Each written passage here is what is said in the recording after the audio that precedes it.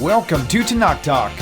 I am your host, William Hall, broadcasting live out of Kingsland, Texas, USA, with another episode of A Rabbi Cross-Examines the New Testament. Tonight, episode number 55, Acts chapter 22, with our beloved Rabbi. Rabbi, welcome back to the show. Good to see you again. I bet you're ready to rock and roll with this thing.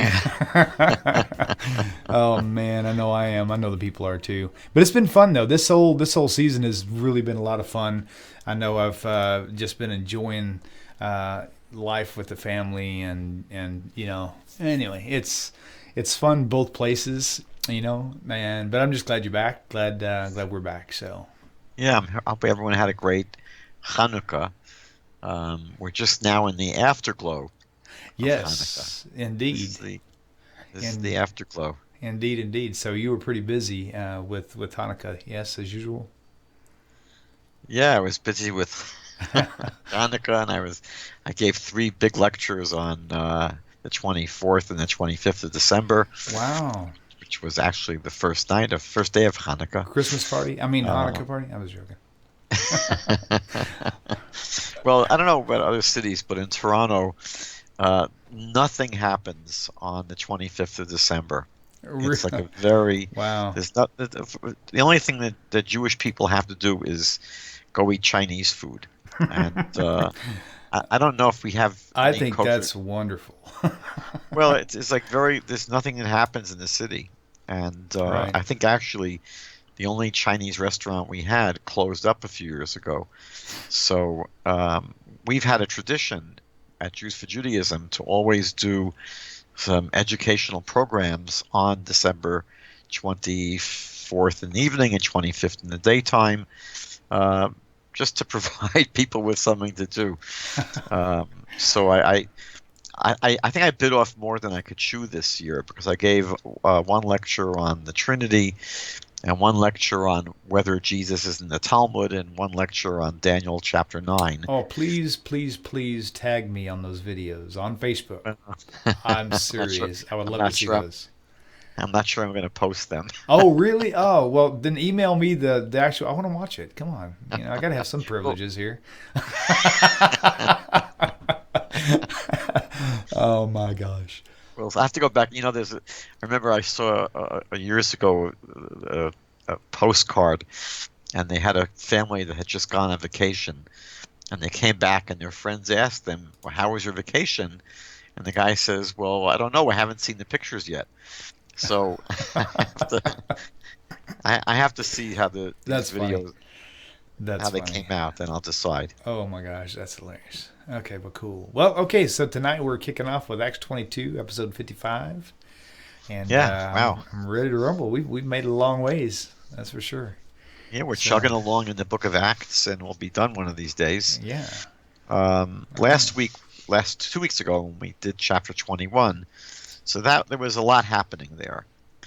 And that chapter really helped us understand really I believe some of the major issues that were going on in the very, very early days of the Jesus movement, and some of the tensions that in all likelihood really existed between the original followers of Jesus, who were based in Jerusalem, and this newcomer, Paul, who, as we know, never really met Jesus. Mm-hmm. And so there was a lot going on there. And what happens at the end of chapter 21 is that Paul he goes through, there's one accusation that's leveled against him, that, you know, we heard that Paul is told that we heard that you teach people, all the Jews in the diaspora, not to observe the laws of Moses, not to circumcise their children, etc.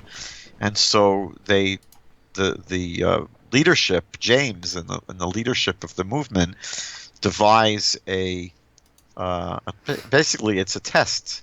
They want to make sure, they want Paul to take some action, to do something definitive that will show that he's on board, that he is someone who is Torah observant.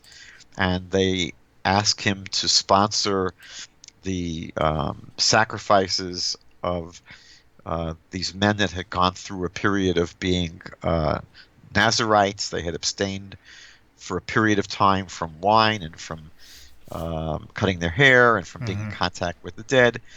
And they wanted Paul to both purify himself along with them and to basically seems pay for their sacrifices, etc. And he goes along with it. We analyzed this story at great length last time, but as soon as that little episode was over, there's another thing that pops up, and there were some Jews from Asia that said, look, this guy's bad news. This Paul is someone who teaches people everywhere against the people, meaning against the Jews. He badmouths the Jewish people, against the Torah, and against this place, against the temple in Jerusalem. And they accuse him of either bringing Gentiles into the temple, and a big riot breaks out, and then they're about to kill Paul.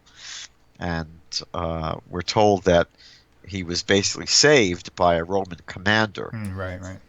And at the end of that chapter, he basically begs the commander to be able to address the mob. And that's where chapter 21 leaves off. And now in chapter 22, really a great part of this is his speech to the people who wanted to take his head off. Can I ask you a question before we totally get kicked off? Do you get people, Christians, when they approach you, does any of them have any explanation for why some 30 years or so after Jesus is gone, why are they still doing sacrifices? You know what I mean? We discussed that 2 weeks ago. It's clear that, well, actually, it's interesting that we see in the book of Acts that the followers of Jesus that are in Jerusalem are certainly going to the temple and they're worshiping at the temple. I don't know if we see anywhere in Acts that they actually were bringing sacrifices. I would assume they were. And the only place we see it seems pretty clear that they were, they certainly believed in that institution of bringing sacrifices. That's exactly what they are insisting that Paul do. Right. And so I suggested that when we did chapter 21 that they could have asked if they were interested in having Paul take some action to demonstrate that he was still Torah observant. They had a large menu to choose from. They could have had him bring a Thanksgiving offering, which basically were loaves of bread. Right, not an animal or something. Right, not an animal. Gotcha. And they chose the sacrifice of the Nazarite, which included several sacrifices, one of which was a sin offering. Now, I think that it's pretty peculiar, meaning if the people in Jerusalem believed that Jesus was the final sin offering, the final offering for sin, and that with his death there was no need to have any more sin sacrifices brought. So that would be pretty strange. Why are they, insisting that Paul do this rather than, let's say, put on tefillin, put on phylacteries, or, pay for someone to properly slaughter animals for eating, not in a temple, but just for people that want to have, a kosher steak at home. There are so many things they could have had Paul do. So they seem to be going out of their way to choose something that required him to be involved with sponsoring a sin sacrifice. Okay. And I suggested that, that's because the group in Jerusalem, Peter and James and John, this idea that Jesus died for people's sins was not part of their worldview. They saw Jesus as the Messiah in traditional biblical Jewish terms, that the Messiah was simply someone who was going to be the Davidic king and presiding over a perfected world, a utopian world. And all they were expecting was Jesus to come back and do that. and that this alternative view, it's a radically different view of what the Messiah is supposed to be doing, did not originate with those Jews in Jerusalem. And I think that they may have heard that this was a view that was prevalent among the followers of Paul, and they were testing him to see if he would be willing to bring a sacrifice that was a sin sacrifice. Now, again, it's impossible to prove this with any 100% certainty, but you're right. The question is, why would the followers of Jesus in Jerusalem be involved with bringing sacrifices, especially sin offerings, if their vision, their view of the messianic role of Jesus was to become the ultimate and final sin offering? Right. And so I think that the suggestion that we offered is certainly possible. Sure. Although I don't think we have 1,000% proof. Gotcha. So what happens later in the chapter, though, is this just a general riot breaks out, over the fact that Paul is just not only against the Torah, he's against the Jewish people, and he's against the temple in Jerusalem, and he's against everything. He's just a bad news. And so, he's basically about to be lynched, and the Roman officers basically protect him. They take him into custody, and then he asks to be able to speak to the crowd in the Hebrew language, we're told.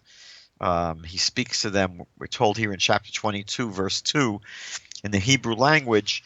Some of the translations have this as in the Hebrew dialect, and they say he really spoke to them in Aramaic, because Aramaic was the lingua franca of the time, meaning that was the commonly spoken language back then. People usually didn't converse in the street in public in Hebrew. Hebrew would have been reserved for, reading in the Bible and possibly praying and maybe studying. But, if you went to the, marketplace and you were going to speak to people there, it was usually in Aramaic. So he speaks in either Hebrew or Aramaic. And we saw that at the end of chapter 21 that Paul gets the Roman commander's attention by speaking in Greek, because we saw at the end of chapter 21 that this commander had thought for some strange reason that Paul was this Egyptian would-be Messiah who led this rebellion against Rome, and 400 people were involved, and there's a whole story there. And for some reason, this Roman commander thought that Paul was this Egyptian would-be Messiah who came back. And when Paul starts speaking to him in Greek, I guess he realizes, oh, this is not an Egyptian. So speaking in Greek got the attention of the Roman officer, and now he addresses the crowd in Hebrew or Aramaic, one of those two dialects, one of those two languages. And again, that's probably to get the attention of the crowd, because it could be that they thought he was some, upstart, annoying non-Jew who was coming to make trouble against Judaism, and who was, doing all these terrible things against the Torah. So he speaks in their language to at least get them to realize he's one of them. And he says that he is a Jew. He tells them right off the bat, I'm a Jew, and I was born in Tarsus of Cilicia. I think that's in the southern part of what you would call modern-day Turkey. That's where Tarsus is located. And he says he was brought up, however, not in Tarsus. He was brought up, he claims, in Jerusalem, in this city, at the feet of Gamaliel. He claims to have been a student from a young age with Rabbi Gamaliel, who was the great, great rabbinic sage at that time. And he said he was taught according to the strictness of our father's Torah, and I was zealous toward God as you all are today. So he begins his speech by really giving his credentials, and he says, look, I'm a Jew, I was born a Jew, and I was raised in Jerusalem, and I was raised as a student of Gamaliel, who everyone would have recognized as a great sage. And not only that, but he claims that he was not just someone who was Torah observant, but extremely Torah observant. He calls himself someone who was zealous to observe the law. Now, when he claims to have been a student of Gamaliel, we've already discussed this, that this is a pretty bold claim to make. We saw back in chapter 5 of Acts that Gamaliel was someone who had a very conciliatory attitude towards the followers of Jesus. Back in that story, there's a whole mob that wants to, either beat the hell out of them or kill them. And Gamaliel says, not so fast, wait a minute. He says, they're doing nothing wrong. Let's just take a wait and see attitude. He says, if this movement is of God, then you can't stop it, right? And if it's not of God, it'll peter out all by itself. But he seems to not have any real objections to what these people are doing. He might feel they're a bunch of weird people because they believe this dead guy is the Messiah. But other than that, he doesn't seem to be bothered by them. If these followers of Jesus were people who prayed to Jesus and thought Jesus was God and believed in a Trinity, and if they didn't observe the laws of the Torah, if they, for example, were no longer observing the Sabbath or they were not eating kosher food anymore, he would have been scandalized by that. He would have said, go ahead, take their heads off. I mean, if they're worshiping Jesus as God, that's idolatry. So we saw that Gamaliel was someone who did not urge the persecution of the followers of Jesus. And yet Paul here goes on to say in this speech that I was someone, he says again in verse 3, I was zealous toward God as you all are today. And he claims that he persecuted this way. I was someone, Paul here he says, I persecuted this movement to the death. That's pretty tough talk, right? He didn't just give them parking tickets. He said, I persecuted them to the death, binding and delivering into prisons both men and women. And so what's strange is he claims to be not just someone who was in Gamaliel's class for a few weeks.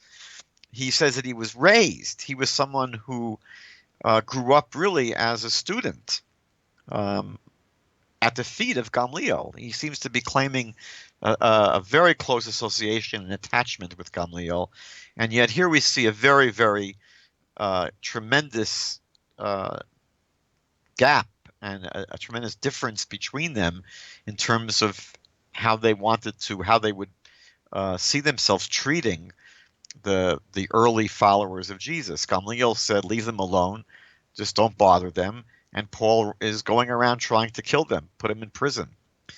So it's difficult to square Acts chapter 5 and its portrayal of Gamaliel with what Paul is saying here. So either Paul totally departed from the attitude and the policy of his teacher Gamaliel, or he was never really a student of Gamaliel and he's making this up. I don't think you can have it both ways. If he was a student, he's definitely not a very good student. He's someone that has totally rejected his teacher's policy, or he never was a student. And he may have had his own reasons for wanting to portray himself as this student, close student of the leading rabbi of his time. David Stern, in his Jewish New Testament commentary, struggles with this question. I'm not so bothered by it. He wonders, why is it that there's no record anywhere in the Talmud or the Midrash that Paul was a student of Gamaliel? I think it's sort of a naive question, because the truth is Gamaliel had thousands of students, and they're not all named in the Talmud. They're not all named. Not even a fraction of them are named. So I don't know why David Stern is so freaked out that there's no mention of Paul in these classical Jewish sources. And he comes up with some, I think, unnecessary theories as to why he's not mentioned. But I think that one possible reason is that he may not have been a student of Gamaliel, and probably an equally likely possibility is that if he was not a very noteworthy student. He certainly wouldn't have risen to the top of the class, so to speak. Now, he claims here, now I'm not sure how different translations have this in verse 3, but in my translation, which is a New King James Version, Paul is saying that I was, past tense, zealous toward God as you all are today, in terms of observing the law. And he doesn't say that I am presently someone who's zealous to observe the law. Now, I don't know if that's true in every translation. For example, I think in my New American Standard, they have verse 3, that I am a Jew born in Tarsus of Cilicia, brought up in this city, educated under Gamaliel, strictly according to the law of our fathers, being zealous for God, just as you all are today. So that's more ambiguous if he's only claiming to be someone who was Torah observant in the past but not in the present, or it could be that he's saying he is presently as well. But I think that, as I've mentioned previously, I believe it's a very tough sell to maintain that Paul was someone who is carefully Torah observant. I think there are 4 problems. Problem number 1 are Paul's words himself. We go through all of Paul's writings. He speaks constantly about really that the faith in Jesus replaces the observance of the Torah. That seems to be where he's at. And of course, we go through literally dozens and dozens of statements that Paul makes about people not longer being under the curse of the law, and numerous other similar statements. And of course, what you have to do is take those statements where Paul seems to be saying that he is Torah observant and put them in the broader context of who he really seems to be. So I think one problem with Paul, in terms of whether he is on board with Torah observance, is that his own statements seem to really indict him as someone who was not Torah observant. Secondly, we just see all of the accusations against Paul that he was under a cloud of suspicion. We see in the 21st chapter of Acts 2 times within one chapter that people are screaming that he is someone who is not pro-Torah. He's not someone who is advocating Torah observance. On the contrary, he's not advocating Torah observance. And then throughout the rest of the Christian scriptures, there are always people that seem to be following Paul and hounding him, and he's complaining about all these people that are teaching a false gospel. There always seems to be a cloud of suspicion over the head of Paul, and it always seems to involve something dealing with Torah observance. So that we have 2 things so far. Number 1, Paul's statements seem to be anti-Torah in many, many places. Number 2, he seems to certainly be suspected during his lifetime of not being pro-Torah.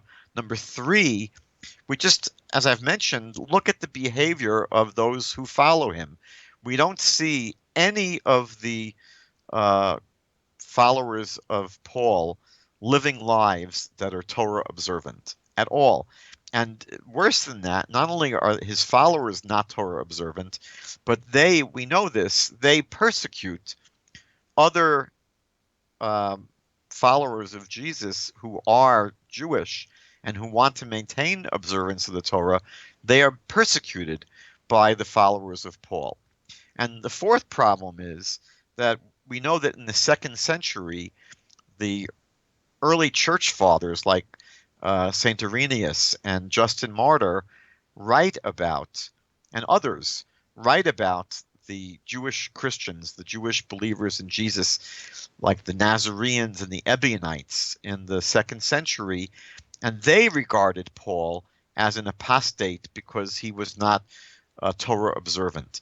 So I think there's just a lot of evidence that sort of makes it very difficult to accept Paul's portrayal of himself as being on board with Torah observance. But again, he's trying to save his skin here.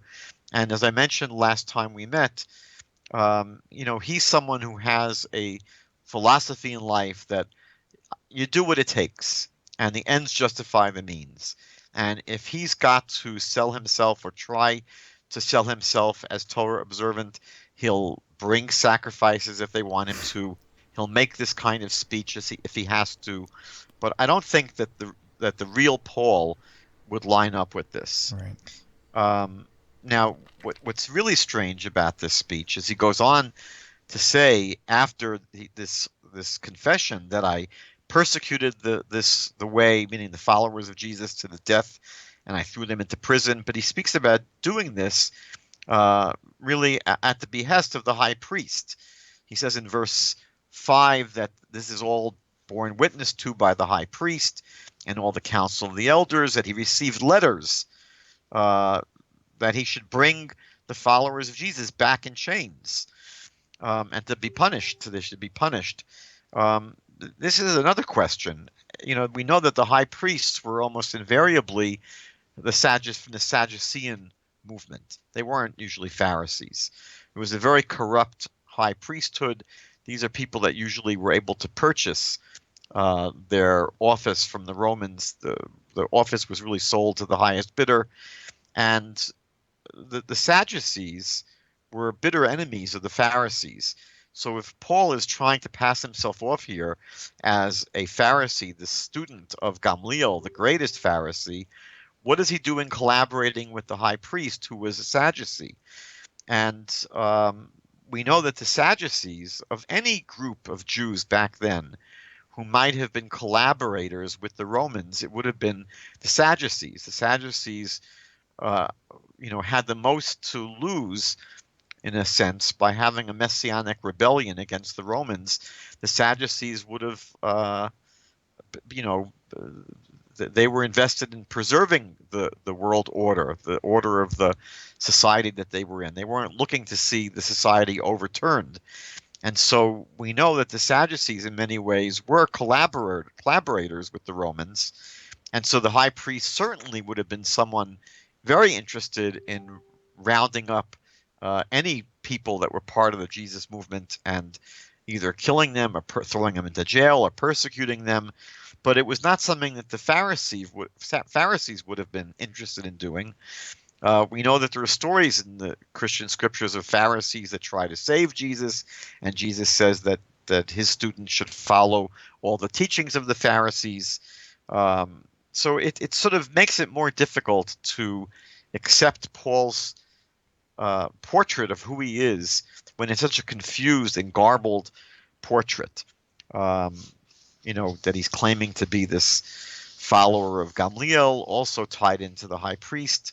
Not easy to square all of this. Beginning in verse 6, he begins to tell the story of his own arrival at becoming a follower of Jesus. He says that he was journeying towards Damascus, ostensibly to round up some of the followers of Jesus. And he says that on the road, he at noon saw a great light from heaven that shone around me, he says. And in verse 7, he says, I fell to the ground and heard a voice saying to me, Saul, Saul, why are you persecuting me? And so he answers, who are you? He hears this voice. And the voice says that I'm Jesus of Nazareth, whom you are persecuting. Now, when we think about it, and I guess often people don't think about it this way, to a great extent, Christianity is based upon the private revelations that Paul claims he has received. Paul claims that not only is this time a time when Jesus spoke to him, but he claims to have had ongoing revelation from Jesus, that Jesus spoke to him throughout his ministry. And it's important to bear in mind that the foundation, therefore, of Christianity is a private revelation, not even of God to Paul, but of Jesus, allegedly, to Paul. And to compare this with the foundation of Judaism, which is based upon not a private revelation to Moses, but a public revelation to Moses in the experience of 3 million people that had come out of Egypt, 3 million former slaves who had come to Mount Sinai. And as we see in the book of Exodus, chapter 19, verse 9, everyone there heard God speak to Moses. And God says in that verse that I'm speaking to you, Moses, and that everyone else is able to hear. And that's why they will believe in your credibility. What will make you credible, Moses, is that everyone heard me speaking to you. And so the foundation of Judaism is a public revelation to 3 million people. And we see here that really the very foundation of Christianity is essentially a private revelation that Paul is claiming that not even God spoke to him, that Jesus spoke to him. You know, I always imagine, I'm not sure if I've ever played this this mental experiment out too far, but I sometimes think about, imagine what Christianity today would look like if all we had were the Gospels. You know, these are allegedly 4 biographies of Jesus. But if all we had were the Gospels, and we didn't have any of the Pauline writings, any of the Pauline epistles, because again, Paul has to prove his credibility to not just the Jewish community. If he's preaching to the broader Jewish community, he has to prove his credibility to the followers of Jesus, because these are people who studied with Jesus, they walked with Jesus, they were with Jesus for 3 years, and now some guy comes out of the blue who never met Jesus, and he's claiming to be an apostle. And so he has to really prove his credibility to his fellow believers in Jesus. And all he really has is this claim. He's just simply claiming that he had visions of Jesus and Jesus spoke to him. And, you know, it's a pretty weak foundation to stand on. Sure. Someone's simply their private claims to a private revelation. And how many religions began this way? Most Everyone of them? in the world. There you go. Wow. Except for Judaism, of course. Imagine Yeah. that. I mean, again, it doesn't prove that a religion is false, Right. because it starts with a private revelation, but it's not a strong foundation, Right. because it's just based upon someone's claim. And what's interesting is that he goes on to describe this event, and he says, "Those who are with me," in verse 9, "they indeed saw the light." So he's claiming that the people who were with him, his traveling companions, they saw the light that he saw, and they were freaked out by it. They were afraid, but they did not hear the voice of him who spoke to me. They did not hear the voice. Now, back in chapter 9, verse 7, it says that the men who were with him heard the voice. So it's interesting that back in chapter 9, That's interesting, yeah. right, it says that the people with him heard the voice, but they saw no one. And here it says that they saw the light, but did not hear the voice. Now, most Christian commentaries will try to reconcile this by saying that what the word means here in chapter 22 is that they did not understand the voice. They say that by saying here that they did not hear the voice, it means not that they didn't hear it, they heard it audibly, but they didn't understand it. It wasn't understandable to them. And so that's how they try to square these two chapters, that in both chapters, these men heard something, but in verse 9 here in chapter 22, it's telling us that they did not understand what we're told they heard back in chapter 9. Now, I checked the Greek here to see if there's a different word that's used in chapter 9 and chapter 22 here.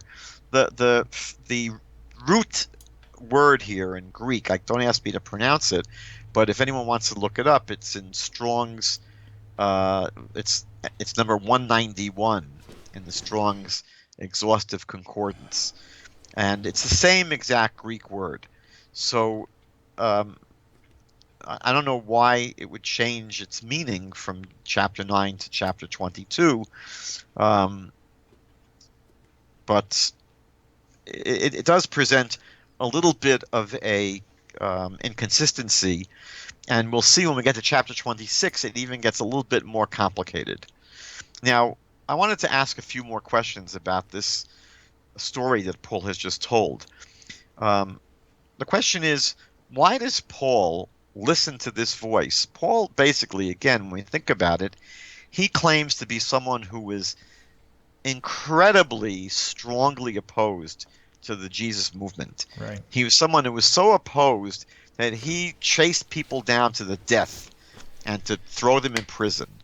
So he must have had very strong objections to the Jesus movement. Now, it's not 1,000% clear what Paul's objections were. What was it that got Paul so upset about Jesus and his followers? But something really, really, it's not a minor irritation. He's really, really annoyed to the point where it's a matter of life and death. And so the question I would ask is, when he hears this voice out of the blue, again, it's not a living person in front of him. He's hearing a voice, and he's seeing a big light, and he hears a voice, and it's Jesus saying, "Why are you persecuting me?" Well, why would he listen to this voice? I'll give you a parallel example. I'm pretty convinced that God spoke to my ancestors at Mount Sinai. I have a tremendous amount of evidence and tremendous numbers of reasons why I believe that to be something that's historically true. If I had a dream tonight where I heard a voice saying that, you can eat whatever you want, go to McDonald's and have a Big Mac, why would I listen to that voice? Why would I listen to this voice that goes against everything I've believed my whole, not in my case, my whole life, but, for many, many years now? Why would I just throw out everything that I have strong reasons for believing on the basis of hearing a voice? Right. So that's one question I would have. Why does Paul listen to this voice? Another question is, how does he know that it's Jesus speaking? I mean, just because you hear a voice and the voice identifies itself as Jesus, I mean, it could have been, if you want to get spooky or spiritual, it could have been, a negative spiritual experience, something from the dark side, something from, Satan. I mean, there could be a million reasons why people have strange dreams. I mean, we all have strange dreams. It doesn't mean that what we're dreaming is 1,000% based upon reality and truth. So why does he assume that the person that he's hearing is actually Jesus and not just some kind of a weird dream or a weird vision? And again, why does this voice that he's hearing trump all of the reasons he had previously for persecuting this movement? So I think that's a question that often is not raised. Now, he claims that after he has this vision, he meets up with a certain man named Ananias, who is portrayed in verse 12 here as a devout man according to the Torah, according to the law, meaning that he was someone who was very Torah observant. And again, I think Paul is name dropping here to boost his own credibility, because not only was he willing to go through these tests and trials to prove that he himself is Torah observant, he's now going to have he's telling a story now where this Torah observant Ananias is someone who is on his side. So, but again, this is just Paul's account to the crowd here that's about to take his head off. What's interesting too, like you said, that Gamaliel and this guy, neither one of them actually said this about him. He said it about them. So yeah, this is wow, Paul's interesting claim. But what he's saying here is interesting. He's giving the impression that this Ananias was not just any Jew. He was a very, very devout Jew, very Torah observant, and that he was someone who had a good reputation, we're told here by Paul, with all the Jews who were there in Damascus. He was someone that was very upstanding. Now, it seems that this Ananias was a believer in Jesus, because he goes on to say in verse 13 that this Ananias came to him, and he stood and said to me, Brother Saul, receive your sight, because Saul had been blinded by this light that he saw. And Ananias says, you should now receive your sight. And at that same hour I looked up at him, Paul says, and then he said that the God of our fathers has chosen you, that you should know his will and see the just one. Now the just one presumably is Jesus, and hear the voice of his mouth. For you will be his witness to all men of what you have seen and heard. And now Ananias says, why are you waiting? Arise and be baptized and wash away your sins, calling on the name of the Lord. So, one obvious question is, how does Ananias know that God has chosen Paul here to be some great representative of Jesus? How does Ananias know that's what God wants? right. Obviously, the implicit claim is that this is exactly what God, the Almighty, said to Ananias. We've mentioned many times before that in the entire Christian scriptures, God never speaks. You don't have God reveals himself to the prophets Jeremiah and Isaiah, thus says the Lord. God really is mute in the Christian Bible. Yeah. This is not a direct quote of God, but this is sort of telling us what, secondhand what God said, that apparently what Ananias is saying is that, look, God spoke to me, Ananias is saying, and God has chosen you. So this is really a report about what God allegedly said, but the question is, what evidence is there that God actually did speak to Ananias? Again, it's one thing to make a claim. It's one thing, look, I could come, into my synagogue tomorrow and claim that God spoke to me. The question is, why would they believe me? There are many things people right. can claim. So here he's claiming, look, Paul, you should realize that, don't get a swelled head, but, God has told me that you're going to be the special representative of Jesus. There's a similar situation even now in my modern time here. I've had some pretty intense discussions with a few Catholic people who were very, very much heading their way high up in the chain, right? And when I had discussed things with them about the Apostle Paul and about historic events, they say the similar type things about how, we have proof because blah, blah, blah, but they would never once said they ever offered up that proof. They only claimed it, and not that they don't have it. Maybe they do have what they think is proof, but still they would never ever bring anything forward. And I even had some one person who was one of the priests of another church basically told them, we have proof, don't engage with this guy. And that's all. That was the final word. I'm like, really? That's kind of what Paul's doing here. Well, it's interesting that in many ways proof can be an objective, verifiable kind of proof, or for some people proof is simply what they accept as proof. Oh, right. And so if people have what they feel to be a tradition, and that's the Catholic Church especially is heavily based upon their tradition. right, that they have received as being true. And once it has that kind of authority, it's got the authority of the church as truth. That's really for them enough. The question is, why would an outsider believe it? Right. And that's the question here. So, here this is a pretty, bold claim that Ananias is claiming that God spoke to him, and God told him that Paul is, chosen really to be a special representative of Jesus. And look, but I would say it's very convenient for Paul to be just making this claim that that's what Ananias told him.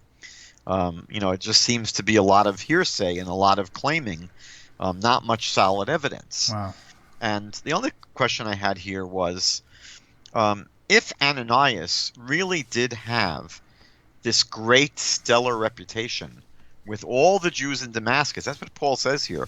Paul says that Ananias had an incredibly good reputation with all the Jews in Damascus, then why would they want to kill Paul? Because in chapter 9, verse 23, we're told that the Jews of Damascus wanted to kill Paul. Now, if Paul and Ananias are on the same page, why would they love Ananias and hate Paul? Right. Doesn't really make much sense. Right. So again, this has been an ongoing problem we've had in the Christian scriptures. What is the attitude of the broader Jewish community toward Jesus and to his followers? We saw that, it's a very conflicted picture is painted. Whereas in many cases there seems to be tremendous tolerance. On the other hand, there's tremendous hostility, and you don't get a clear picture. And here is a perfect example where, we see the commonality of Ananias and Paul. Ananias and Paul are sort of like, they're Bopsy twins. Ananias is claiming that Paul is the big cheese in the world, and they both believe the same exact things about Jesus. And yet Ananias, everybody seems to love him, and Paul, everyone in Damascus, in the same city, seems to hate his guts. Wow. Now, what happens is that Ananias says that it was the will of God that you should see the just one. And in verse 15, and be his witness to all men of what you have seen and heard. Now, the problem here is that Paul never saw Jesus, even in these visions. At least in this vision here in chapter 22 and chapter 9, there's just a light that he sees. He doesn't even see Jesus. Right. But, how could he be a witness to something that he's seen if he hasn't seen anything?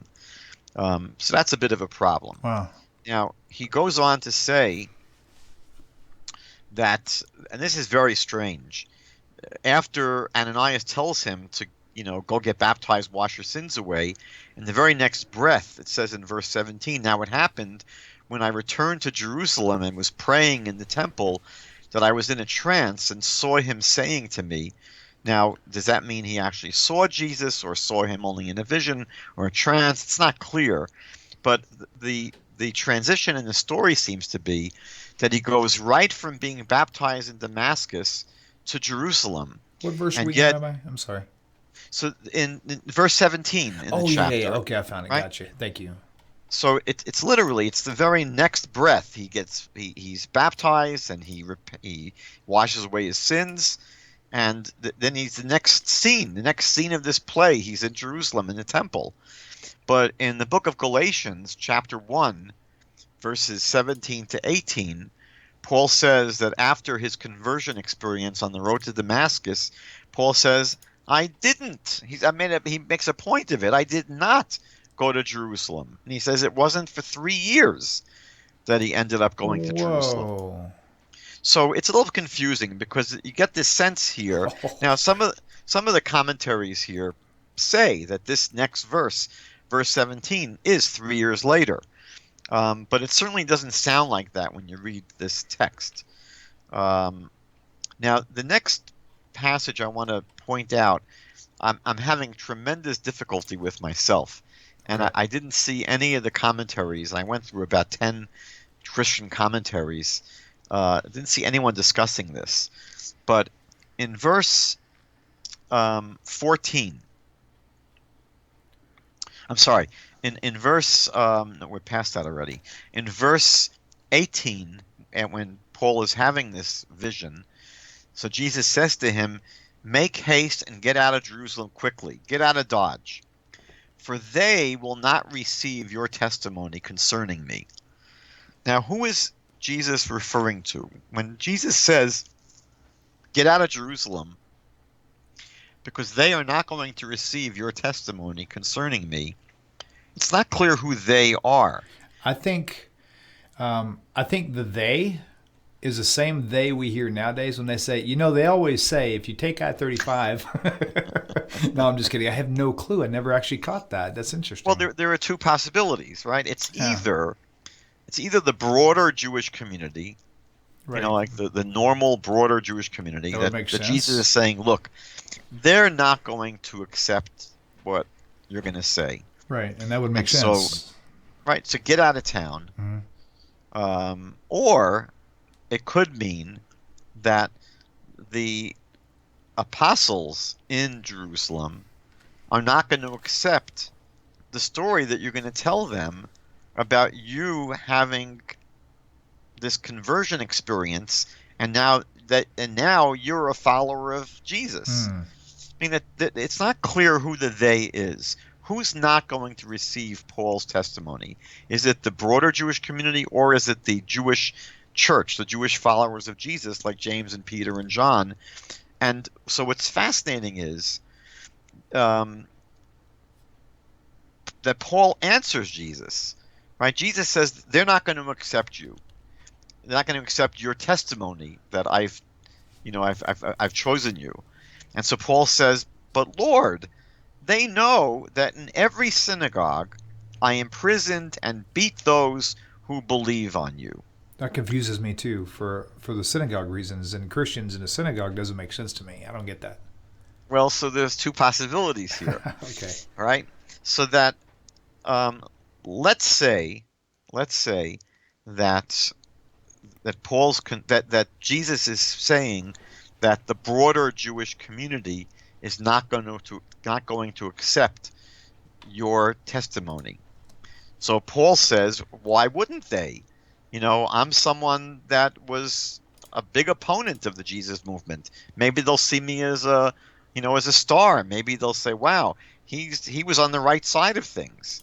Now, maybe the problem is that, but now I'm teaching people that they should follow Jesus. So how does it help him to appeal to the fact that he used to persecute them? But the question is, why would he be bringing this up as a response to Jesus? Meaning that what's strange here is that if Jesus is telling him that the broader Jewish community won't accept him, and Paul says, but wait, why wouldn't they accept me? I used to be someone who persecuted the followers of Jesus. So why is that going to help him with the broader Jewish community? Because if they know Paul as someone, Paul was that guy who, went out at the commands of the high priest to go track down all these followers of Jesus all over the world. Boy, he was doing a great job.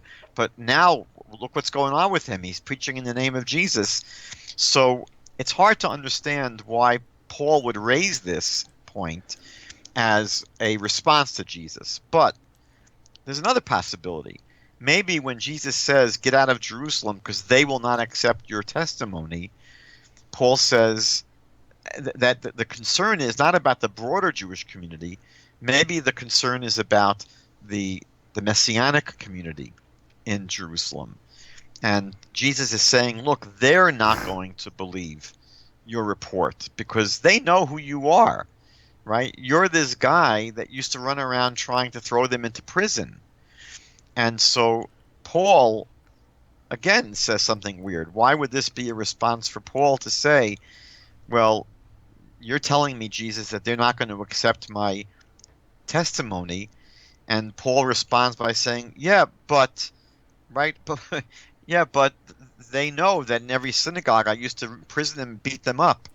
So why would Right. that be a refutation to what Jesus said? Meaning that what I'm trying to struggle with here is that whether you understand Jesus speaking about the broader Jewish community or the Messianic community in Jerusalem, Paul's response doesn't really make a lot of sense. Right. It doesn't seem to really.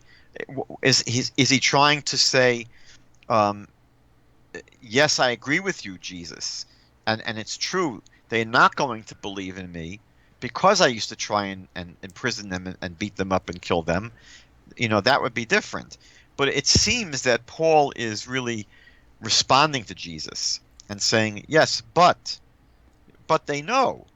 So to me, it's a confusing uh, passage because it's not clear, number one, who the they is, who is the they Right. that we're Right. talking about, and number two, what is the point of Paul's response to Jesus by bringing up the fact that he used to persecute them, and he goes on to say that in verse 20 that when the first martyr was killed, Stephen, Right. that I was standing by and consenting to his death, and I was guarding the clothing of those who were killing him. So it's not really clear what in the world is going on there. But in verse 21, Jesus says to Paul, depart, for I will send you far from here to the Gentiles. So listen, Paul, I'm telling you, get out of Jerusalem, and I'm going to appoint you to be an apostle to the Gentiles. So I thought that Paul was like eventually turned to the Gentiles. In my mind, I was for some reason I was thinking that he started off, trying to go to the Jews, but then they rejected him, and then he switched over to the Gentiles, right? Because I mean, even the message was to the Jew first, and then to the Greek or the Gentile, right? And then later on, so he either disobeyed what Jesus told him to do, and tried to go to the Jews anyway, maybe compassion, whatever, it doesn't really matter. But if he was told from the very beginning, don't go over there, I want you to go over here, what does this mean? It's a good question because we had, I think, two or three places in the book of Acts where Paul is preaching in Israel and he gets fed up because no one's accepting him. And so he says, well, now we're going to turn to the Gentiles. And so the question is going to the Gentiles his own decision, or is it something that only happens because Jesus tells him here that that's what's going to be the case? Okay, And important right, question. Now, I know the Tanakh is not all of it's chronologically listed in our English Bible, right? And I also know that, of course, the New Testament also is not necessarily chronological in many of the areas. Is this possibly one of the areas where first the other stuff came, and then then they're putting this action up front to make it look like it was prophetic, saying, "Well, you weren't supposed to go there anyway because they wasn't going to receive you anyway." I mean, maybe the other stuff happened first, and then this took up, and he used this as damage control. well, we have to remember, by the way, that this story here, I mean, this does take place at the very, very, very beginning of Paul's Right. Christian career. And so even though it appears here in chapter 22, we know that it's something that happened all the way back in chapter 9, because chapter 9 was the point at which he has his experience on the road to Right. Damascus. And I believe it's in chapter 10, I think, and in chapter 13 that he himself says he's going to turn to the Gentiles. Right. I may be wrong on both of those references, but I remember there were at Right. least two Right. or Right. possibly three places. And so I think in general, we assume that the book of Acts is written more or less in chronological order, except when you see chapter 22 here, which is very obviously a reflection back on what happened previously. But again, one problem here is, when does this chapter take place in Acts? Is this taking place immediately after his experience on the road to Damascus, Oh, or is it 3 right. years later? Oh, so in other words, the actual letter itself of Acts, the events in it could be chronologically out of order. Is that what you're saying? Well, I think that in general we would say that the book of Acts is recording stories in chronological order. Within its own Again, letter. Acts Okay, got it. Acts itself, Acts we know was written by Luke, and it's assumed that he's writing this somewhere in the 80s or 90s. But these are stories that are taking place, many, many, many years before that. Right. You know, Around 60 or so, 65 maybe. probably 50 to 60 years before that, approximately. So it's not taking place at the time that Luke is writing these stories, but when the book is composed, it's usually assumed that these stories in the book of Acts are going in chronological order, except here you have a perfect example where the chapter is telling you, no, chapter 22, right, really took place much, much earlier, because it's giving you really almost a recapitulation of what happened back in chapter 9. Wow. And again, the only question is, what is the time frame between chapter 9 and coming to Jerusalem? Was it immediate, which it seems here it's immediate, Right. or was it 3 years later, which is it seems to be the case in the book of Galatians? Right. So that's a bit of a problem.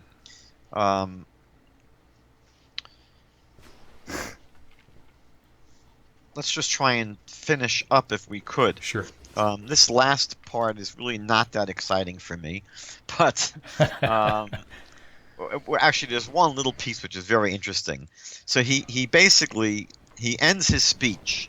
Paul's speech ends on verse 21, where Paul says that then, after I said to Jesus, "Look, Jesus, don't you realize that, I used to persecute these people, and I even was standing by holding the clothing of those who killed Stephen."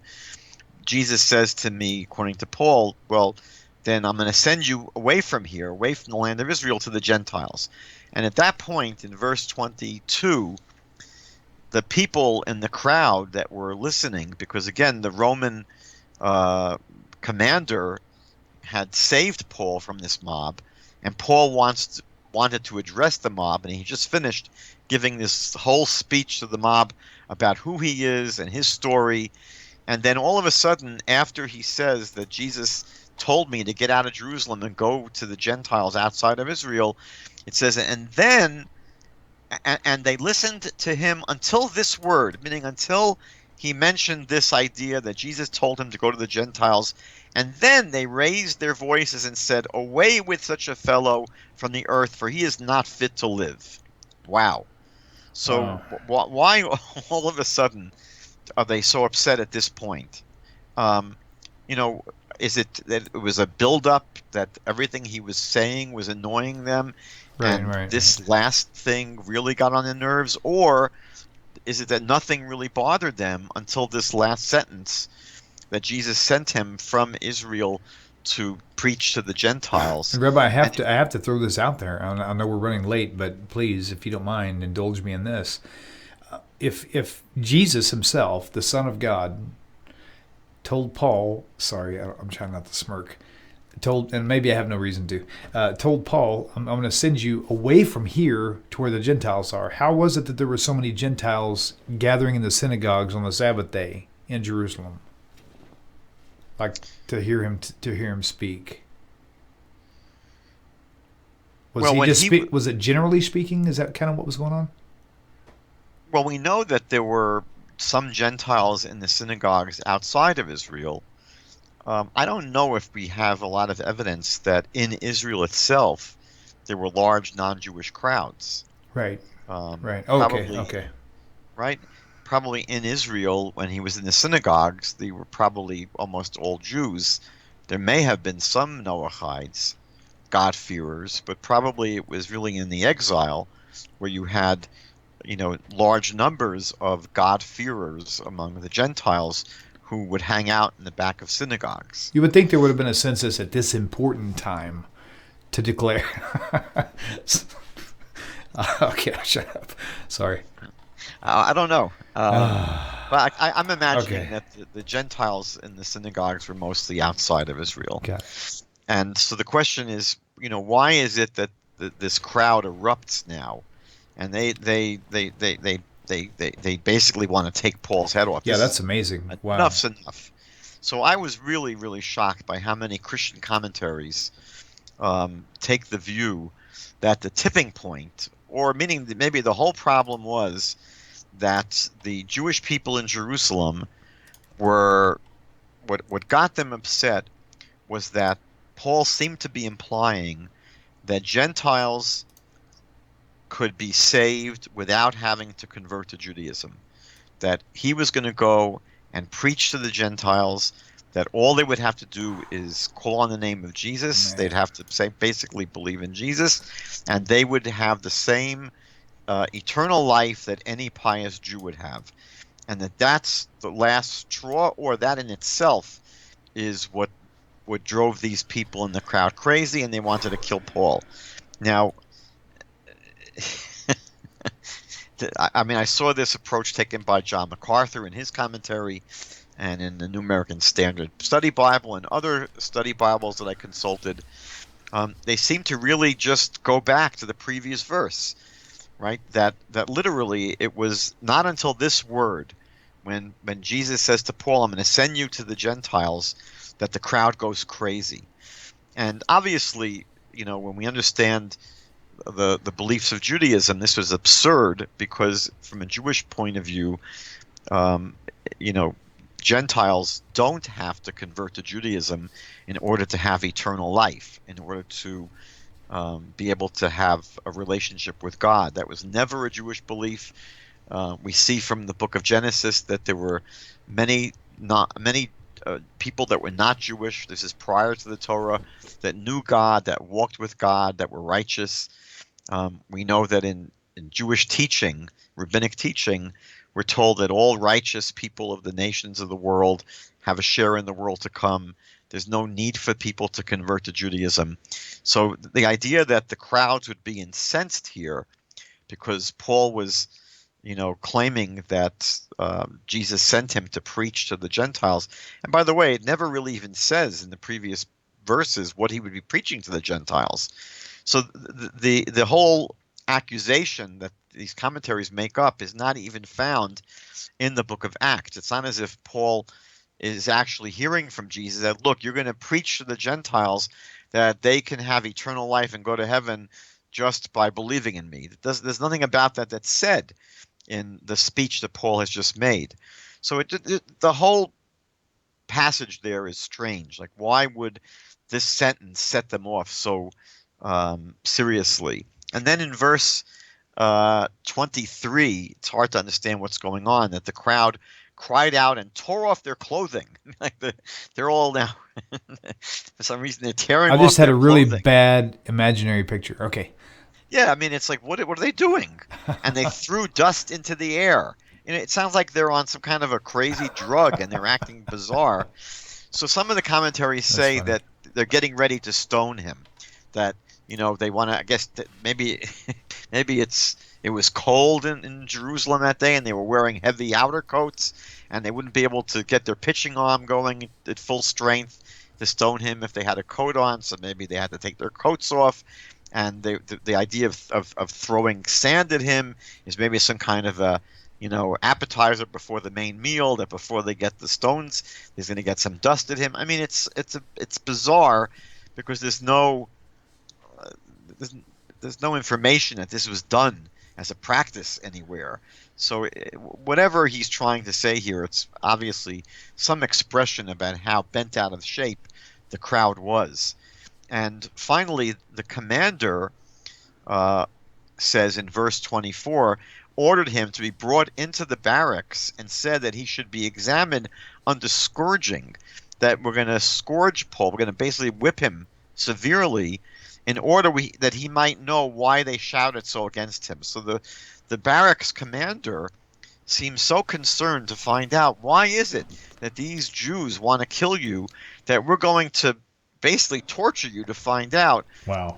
It's hard to understand why the Roman commander would really even care about why these Jewish people are upset with Paul. I mean, he was not that, interested in Jewish inter-Nicene Jewish squabbles, like why there was infighting among Jews. So it's a strange chapter. I don't understand why the commander and why you would try and find this out by torturing Paul.